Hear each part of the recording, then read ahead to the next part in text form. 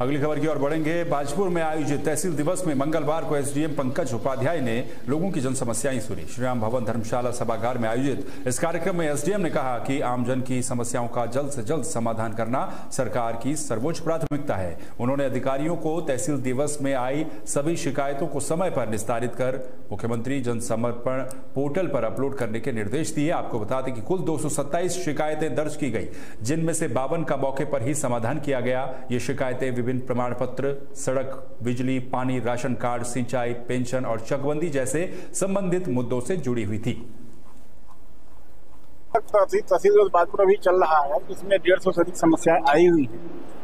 कुछ समस्याएं नीतिगत विषय उठाई गई हैं, जिसमें बड़े बजट की आवश्यकता होती है। कहीं विद्यालय बनाए जाने की बात है, कहीं रोड के निर्माण की बात है, कहीं नहरों की मरम्मत की बात है। तो जिनमें बजट के संबंधित प्रावधान किए जाने हैं, उनको विभागीय अधिकारियों को भेजा जा रहा है और प्रस्ताव तैयार करने के निर्देश दिए गए हैं, क्योंकि उनको बजट की आवश्यकता है, भारी बजट की आवश्यकता है। उन्होंने बजट स्वीकृति के बाद ही कार्रवाई होगी, ऐसा हमने स्पष्ट रूप से बताया है।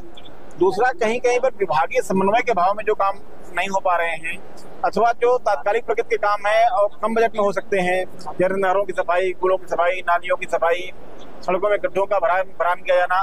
बिजली विभाग की बड़ी पैमाने पर शिकायतें आ रही हैं, जिसमें बिजली के बिल ज्यादा आ रहे हैं। लोगों का कहना है कि कम यूनिट इस्तेमाल करते हैं, बिजली के बिल ज्यादा आ रहे हैं।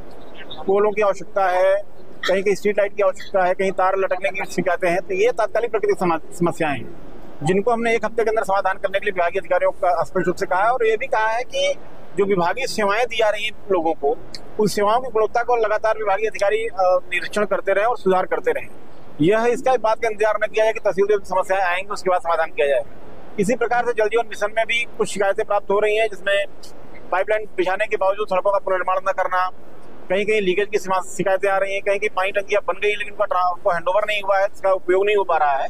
तो ये छोटी छोटी समस्याएं हैं, लेकिन जनता द्वारा उपयोग न कर पाने के कारण बड़ी हो जाती है।